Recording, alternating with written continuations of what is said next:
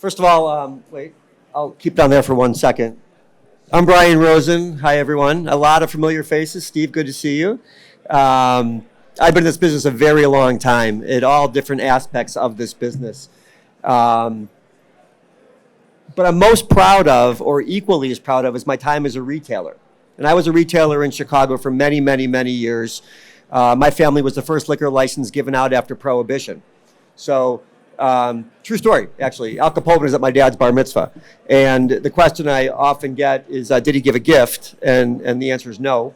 He did not give a gift. But we've been in this business for a very long time. And that one single store turned out to be the biggest retailer in America for decades.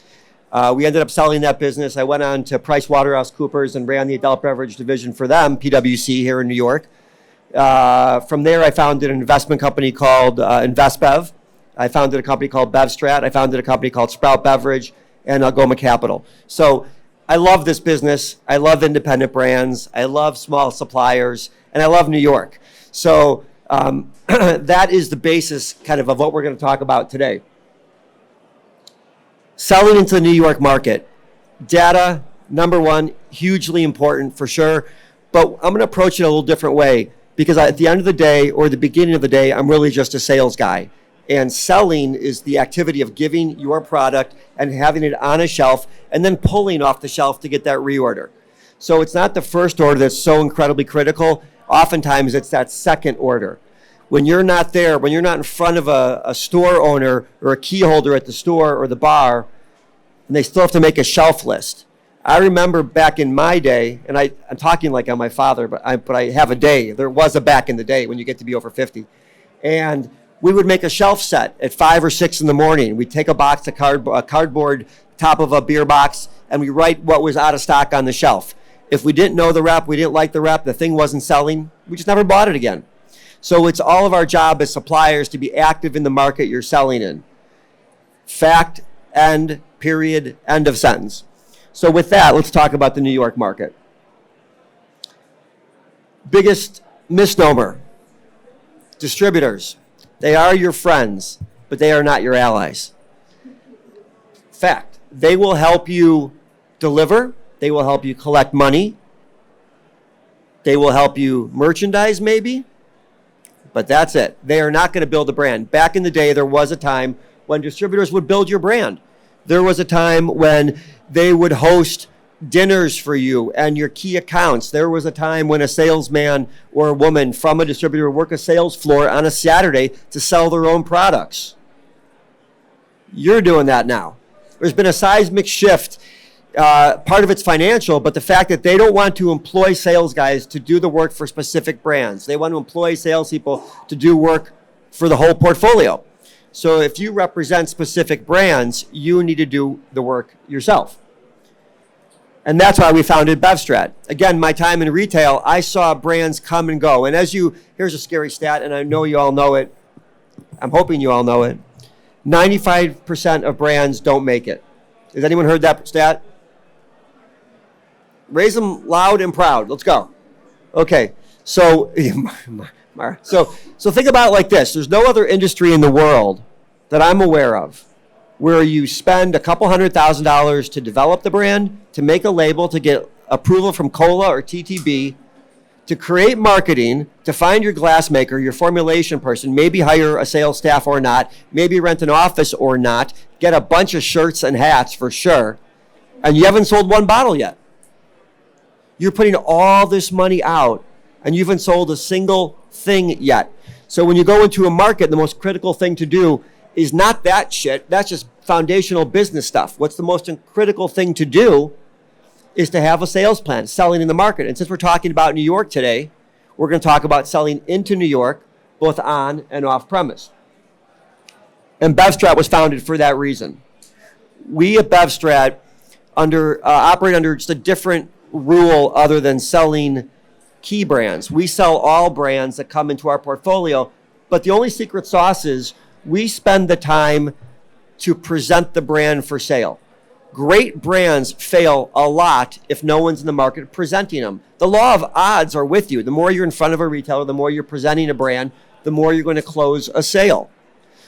the best brand, the worst brand in the world, I hope I'm not going to insult anyone, but likely I will, just kind of my MO, but the worst brand in the world with the best marketing is Jägermeister, right? No one drinks it freely. No one loves to drink it. It's what we call a dare shot. I dare you to drink that. It's like Malort's, if you've had Malort's.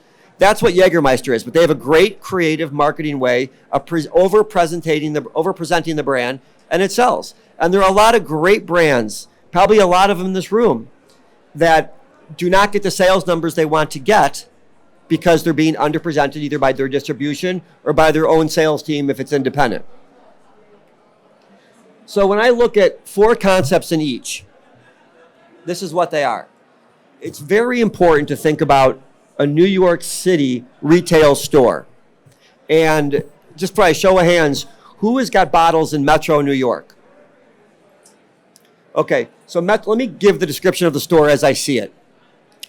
Storefront with limited signage, no awning, you can't do any of that stuff. So it's a sign in the window, right? So they can't find the store to begin with. The store is long and narrow. Would you agree? The cash wrap is to the front and to the right or left, but the salespeople are in the front, and they're not really salespeople, they're more like cashiers, and there's someone in the way back to make sure you don't steal. Is that a kind of an accurate representation of a New York City store? So when you go into an off-premise store, you have to know these things because this will change the way you sell into the store. The linear nature of the shelf, and this is a quote I use all the time if you follow me on the socials.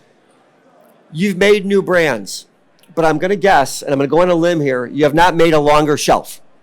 Is that correct? Is anyone visualizing what I'm saying? Here is the shelf right here. This is 1.5 feet. If you make another bottle and you're over here, you're not on the shelf. So making a new brand doesn't mean you make space. So when you go into an account, off-premise at least, you should have a plan of who you're going to replace. Because likely there's no one there that says, take me off the shelf. You know, you have to steal that share. That was my take me off the shelf voice. You know, but you have to share. You have to know who you're going after and know why you're better. That's what the storekeeper wants to hear. If I'm a shopkeeper in Midtown Manhattan, Lower Manhattan, or any of the boroughs, I have a couple worries. First worry, always payroll. That's a worry. Second worry, rent. Third worry, and you could probably replace the first, is can I sell this product before the bill is due? Net 30, right? Net 10 in Florida, net 30 in Chicago, and generally net 30 if not COD around the country. That's what they're thinking about. And you're coming in and talking about your new this, your best that, made with this, and designed by that. And they're worried about can they make payroll. So you have to speak in the language the retailer wants to hear. You have to speak in the language that resonates with them. It's about how can they not get hosed with a new brand? Where is the audience? Who's going to buy it? How are you going to support it? All real things. When we were at Sam's, that's all we cared about. We would have winemakers come in from all over Earth, talk about the terroir and the sunlight and the amount of days of rain and the soil sample. And all we had, will it sell at the right price point? So not to demean or to be dismissive of anyone's quality of their brand, but what you are deeming as important in the creation of your brand might not be what's important in the purchase of your brand to the account. Key learning, write it down, have it tattooed, left leg. That's something you should never forget. Sales staff being overwhelmed. It's about alignment of goals. Sales staff in New York, oftentimes the same guy who unlocks the door in the morning. There are many, many stores in Midtown and Chelsea, Hell's Kitchen, what have you, that have real, thoughtful, lifelong beverage professional sellers. And there are many who don't care. So if your store that you're so proud to have sold in is now, you're depending on this person on the floor to sell your product for you, and they don't care, that's the same thing as saying you don't care about your brand. And that will resonate with the purchase audience. And factor in other financial factors when pitching. At BevStrat, we would tell our teams, and we operate in New York, California, Illinois, Colorado, Florida, and is that it? That's it. And Know when your store's payroll day is. Know when that happens. They're not buying 2 days before payroll because they've got to clear payroll. So any trip to that store on a Tuesday or Wednesday on payroll week is going to be a no before you walk in the door. Know when payroll is. Know where their pain points are financially. Get to know the shopkeeper. Don't just make it transactional. Because if Mr. Shopkeeper needs braces for little Johnny, he's not buying a $300 case of something. He's just not, because there's no guarantee it will turn into profit. And generally in New York, a $300 purchase price will net $15 or $20 in net income or net profit for that store. So just think about what you're really asking and then what is going on in the eyes of the purchaser. On-premise. Drink menus. Drink menus and drink menus. The good and the bad of drink menus. In New York, it's critical to be on the menu. But then you have another problem when you're on the menu. Although it's critical, now you're leaving it up to a server or someone in the waitstaff area to recommend. Because people go into on-premise and say, I want X, or I'm in the mood for something, what do you recommend? And then the transaction now is at the hands of the server. So, point 2, staff needs to be supportive. You need to go to the stores you're selling to on-premise. I shouldn't say stores, the joints, on-premise, that's an old school word. You need to go to the on-premise accounts to be supportive. You need to spend money there. You need to let them know you're spending money there. You need to deplete your own brand. You need to bring clients there or family or other supporters. You need to be invested with them. I'm telling you this, I've got boxes and closets full of t-shirts and hats and openers and bar mats. They're important, but they're not. No one failed because they didn't do a bar mat. And no one failed because they didn't do a V-neck t-shirt or a golf shirt. That is a fact. So when you think about your allocation of marketing money, think about marketing support as opposed to supporting marketing.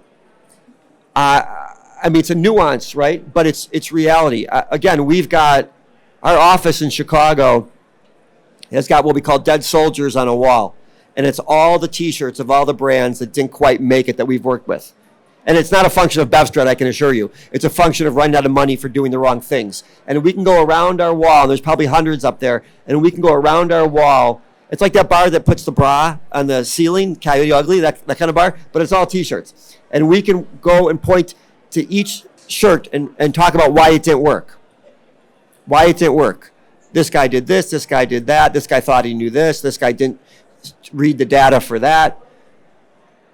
Staff needs to be supportive of your brand, and that comes in spending money in the place, not in giving them a t-shirt for your brand. It doesn't work. It ends up in their kid's closet. You have to believe me on this. I'm 53. I've been in this business forever. My kid, they think he's an alcoholic at college because all he has is free t-shirts. So I'm telling you, that's where they end up. Patronize the venue, I talked about that, and support your own depletion. Super important to spend money and let the powers that be know you're in there. Know when the buyer's there, know when the owner's there, know that you're spending money. Know when you come in, know when you leave. You know this firsthand, right, Mara? This is real. You have to spend time in the market. So as we close down here, what we provide at least, but what you should always have no matter who you're using in market is distribution partnership, deplete your own sales. You should have data, tracking. If you've got sales reps in the market, track them, know what they're doing. That's what we do. I can tell you right now where my reps are all over the city, what they're doing, what account they're in. Marketing and visibility, and ongoing brand development. One thing I said earlier, I kind of breezed over it, but it's really, really important. Once you do sell into a market, whether it's on-premise or off-premise, it is super important that second sale. When you're in front of them saying, I'm the owner, this is my life's work, this is my passion, you're doing that, they're going to buy from you because we live in a mostly civil society. They're going to help you out, and if the cash outlay is nothing, why not? Big deal. What's another X? It's the second order that matters. It's the order that matters when you're not there. And all the things we talked about early on, support the store, support the wait staff, be in there, show face, help with depletion, do a tasting on a Thursday and a Saturday if you can in wet towns. You do those things, you will get that second order. And that's the basis of building a brand. The first order doesn't mean shit. It's the second order and beyond that means something. So when you sell into an off-premise account, that should be your goal. Not the first, but the second. Our team, really quickly, we're all ex-booze guys from Molson, Bacardi, Diageo. So to say we understand the market is kind of a slight understatement. And then these are the four companies we represent. Sprout Beverage is a brand incubator. BevStrat we're talking about today. InvestBev is a private equity firm for brands. And Algoma Capital is a debt provider for brands. And with that, welcome to sales.